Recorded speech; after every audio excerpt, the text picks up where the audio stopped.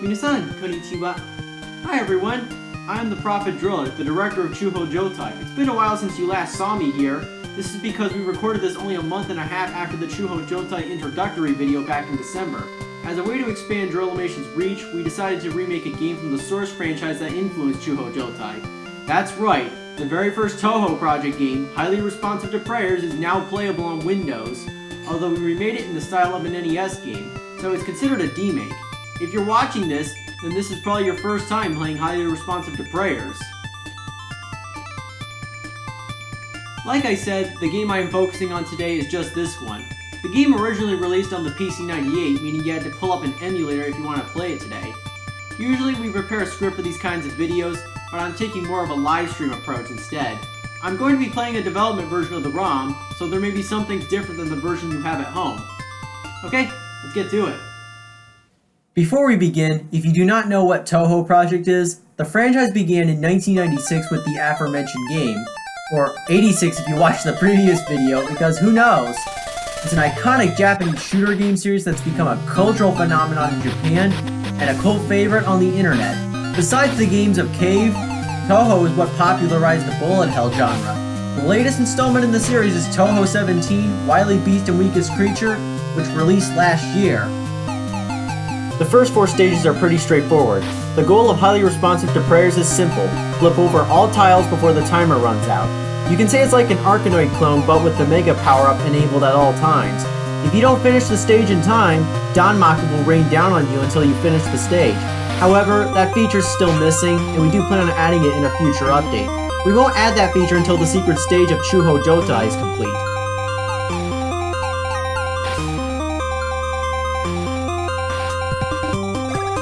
Starting on the second round, bumpers will be introduced, which the Yin-Yang Orb cannot destroy, by the way. Same thing goes for walls in later rounds. I haven't discussed the controls yet, and I'll do so now. The controls are also displayed on the download page of the game on itch.io. Pushing left or right on the gamepad or on the arrow keys will move Reimu. The A or Z key will cause you to throw an amulet. Reimu has an infinite supply of these, so you don't need to worry about running out. The B button or X key will have Reimu swing her far-fleeting purification rod. Pushing it while moving will cause Reimu to slide, and if you're in a difficult situation, push the select button or the C key to use a bomb. Yes, the select button, as the game is meant to be played using an NES controller. Yeah, the NES controller has only 2 buttons, so we had to map bombing to select.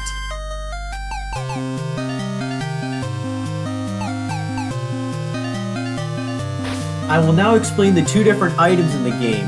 Either one or both will appear randomly after you flip over a tile. They all have an equal value of 100 times your current combo, so if you get this item while you have a combo of 13, you would get 1300 points. Of course, if the ball touches the ground, the combo will be reset. The other item is, of course, the extra bombs. They increase your bomb count by 1. They are worth 500 points multiplied by the world you're in, so expect a 1000 point bonus in World 2. We made it to the first boss. It's Shingyoku, the gatekeeper of the Aether World and Netherworld. Its initial form is a giant yin-yang orb. Its other 2 forms are selected at random, either a red-haired priestess or a male priest. Yeah, one of the only few male characters in the entire franchise. Why does Touhou have so many girls? It's simple. A female character is so much easier to draw than a male character. Unlike in the original, you got to pick the route after defeating Shingyoku. But in this version, you got to pick which route to play on the title screen instead. For the purpose of this playthrough, we are playing the Nether route, just because I felt like it. Round 6 also introduces you to turrets, which fire danmaku at you, regardless of difficulty. In the original on easy, they wouldn't shoot, but in this version, they will. This is the part where the game will start to get harder and harder. The following round also sees the introduction to walls, too. Yep, that's it. The Yin-Yang Orb will bounce off it just like in pinball. Who remembers playing Space Cadet Pinball bundled with Windows XP when we were kids?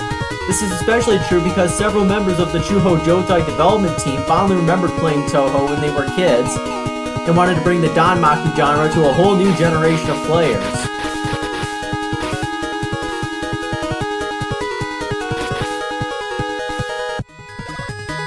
I'm skipping ahead to round 9 because that took me a while. Yes, there's going to be some moments where you're trying to hit that one tile and the Yin-Yang Orb won't simply hit it. It will take patience and practice, so just keep throwing amulets. There are some differences from the original regarding bombs. You can now hold more than 5 bombs, and you can now use more than 1 in a single round. As with all remakes, expect differences from the original.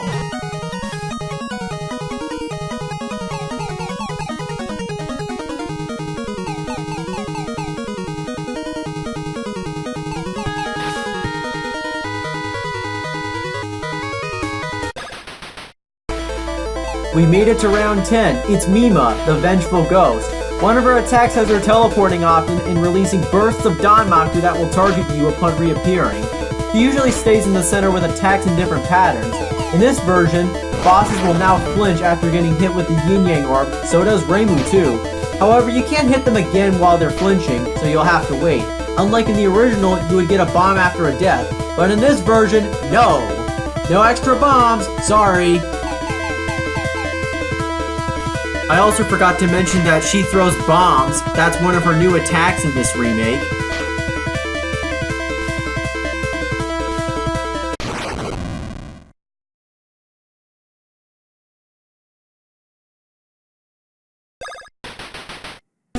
World 3. Turrets, bumpers, and walls are more prevalent now. Definitely a difficulty spike. Not to mention, as of the making of this video, my follower count on Twitter is apparently near 900. Or over 900 if you're watching this in the future. I would like to thank you all for supporting me over the past year when I began using Twitter. How did I get all those followers without paying for ads? I just roam around liking tweets so that way my username gets inside their notification box. And if you want to stay updated on my posts on social media, just go to my profile and smash that notification bell. I also want you to subscribe too, to ensure you don't miss out a single thing Drillimation is brewing. This includes the games we make too.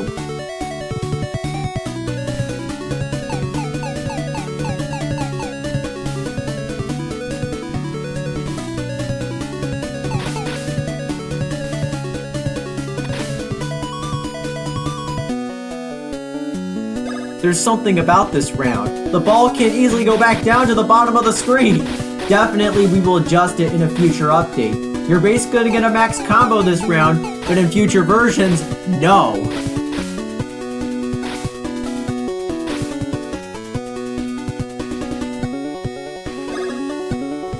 I'm skipping this round as Nether round 13 can be really frustrating due to the way the portals are placed.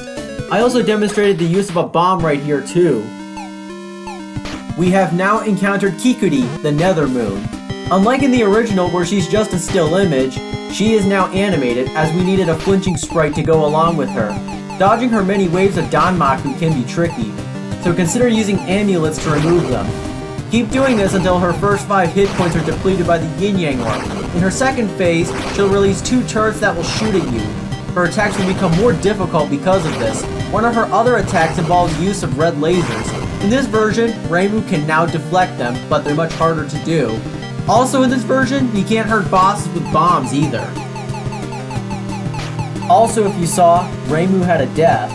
Did you see that she didn't get any bombs? That's right, no extra bombs.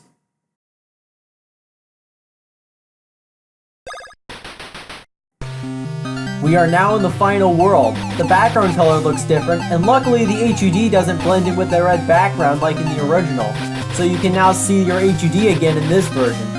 World 4 in the Netherworld is also difficult due to heavy use of bumpers, and you'll end up with all your bombs wasted. Also, you'll notice Eternal Shrine Maiden back in World 1 is playing again, and it is not common for Touhou music to be reused in later stages.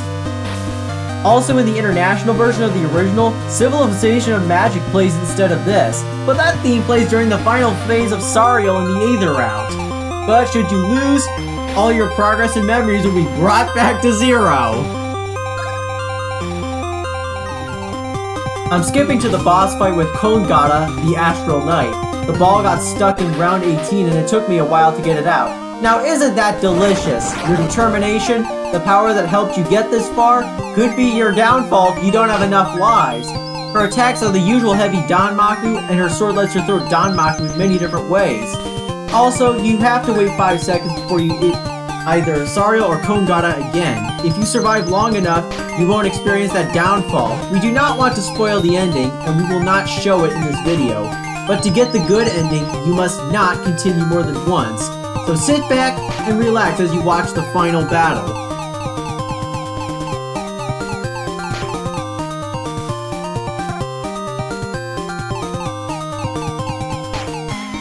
Oh, another death right there. Just what I expected earlier.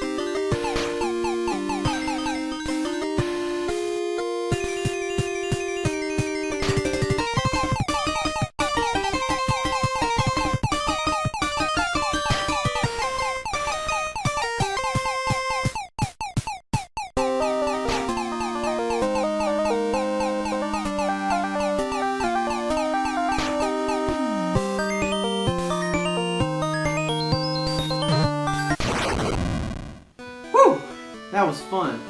We hope you look forward to the game, which is down in the description of this video. In addition, it is announced that we are working on a new secret stage in Touhou Jotai, and I plan on getting that done by the end of this month. This video is filmed more of a live stream approach. I'm afraid we might have to do this again if we remake another PC98 Touhou game. Regardless, I hope you have fun playing the game.